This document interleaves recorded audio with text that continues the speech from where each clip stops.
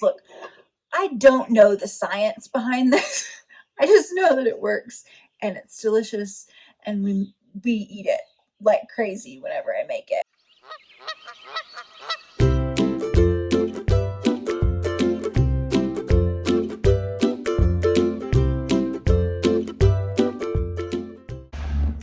Hey guys, it is a super exciting time of the year because it is berry season, which we are very happy about. We love berries in this house. Not the tomatoes. Tomatoes with yogurt would probably be pretty gross. But I thought I would show you guys one of our very favorite things to eat with berries, which is homemade yogurt. It's like the easiest recipe ever. I think it has 4 ingredients in it, and it's kind of a long process, but honestly, most of it is hands-off, and so we love making it. I try to keep it in the refrigerator all the time. I have not kept it in the refrigerator as much over the winter because we don't have anything fresh to really put in it that is good. But you can still put frozen stuff in there. We just generally don't.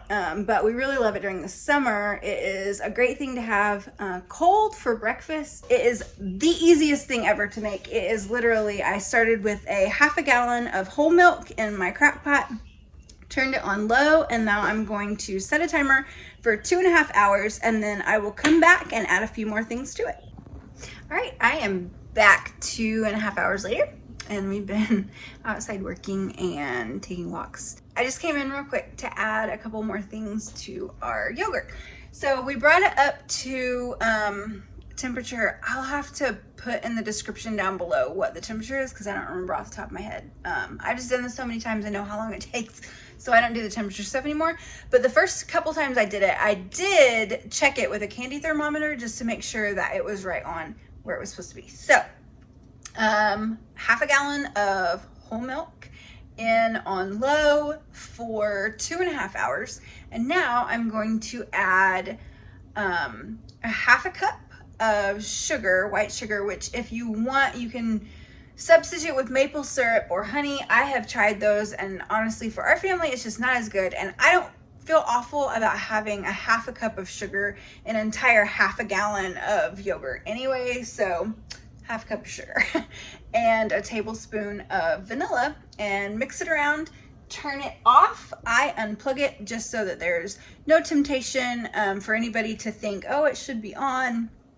Turn it back on, and you let it sit for another 3 hours, and then I will show you what you do next. All right, guys, it is late, and I'm very sleepy and very ready to get ready for bed and get in bed, but not until I do the last step that I need to do for our yogurt.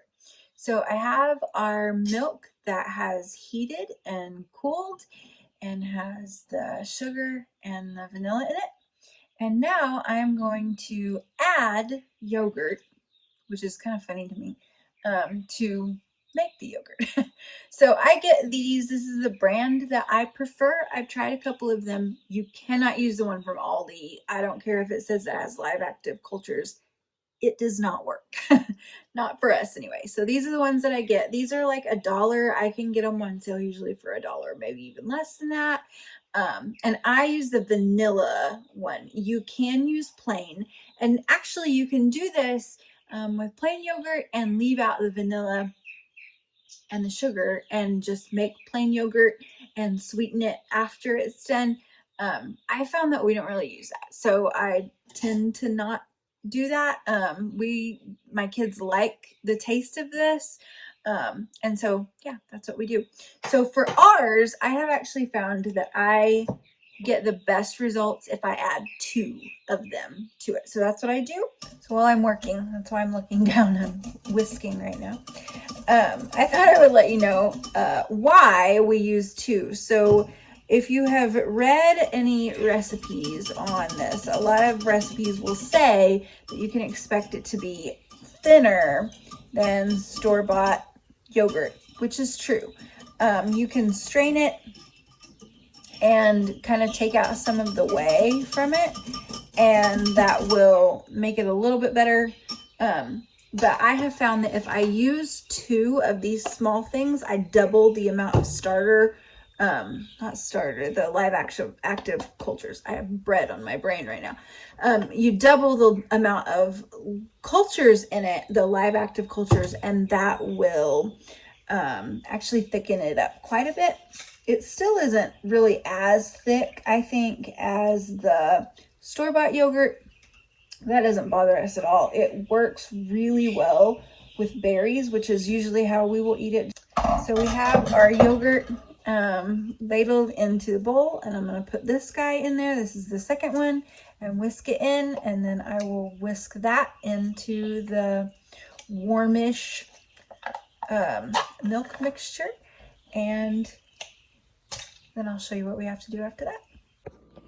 All right, once I have everything whisked together in there, you have it like the consistency of just warmed milk, basically. It is not thick at all. It's just milk that smells really good, but it's not cultured yet, and so that's what we need to do. Well, I have heard that some people will take their crock pot, like the inside part, and stick it in their oven with just the oven light on, and that keeps the temperature consistent and high enough. But I mean, you don't want it to be, you want it to be slightly above room temperature. But I don't do that because this method works. And for me, I'm not interested in wasting a half a gallon of milk to see if something else works.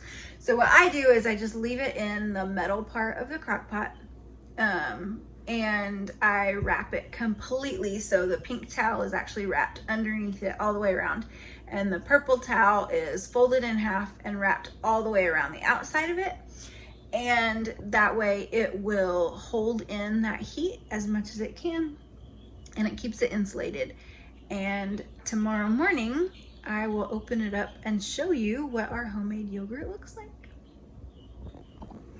All right, guys, it is a morning. My hair's a mess. I don't have makeup on, but it is time to see what we have.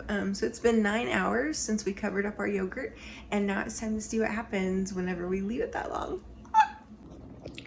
All right, guys, here's the moment of truth. This is always kind of nerve-wracking for me, to not really be sure if it worked, even though it's worked every time. So we're just gonna take our lid off. This is completely cooled now. And it looks the same on the top, but when we dig into it, it's yogurt. Oh, that's so satisfying. So I am going to take it and ladle it into a big jar. And whenever this gets completely full, that's our cinnamon butter back there. Whenever this gets completely full, I will start ladling it into smaller jars. And this time I'm actually going to make some berry flavored ones. I'm just going to blitz up some berries with the yogurt. My kids don't like big chunks of berries in their yogurt, but I'm gonna blitz some up in the Vitamix with some yogurt, and put that into smaller jars just so that we can have some yogurt that's not just, it's fruit flavored, it's not just vanilla. But yeah, that's how we make yogurt. So if you guys have any questions, let me know. I have been doing this for, I don't know, maybe a year or so now, and it stays good in the refrigerator for maybe 2 weeks. But it never lasts that long in our house anyway, so it's not that big of a deal. But yeah, so you can eat it warm like this, or we stick it in the fridge and we'll get it cold. This will probably be part of our lunch today. So anyway, I hope that you guys liked it. Let me know if you guys have any questions. Thanks, guys.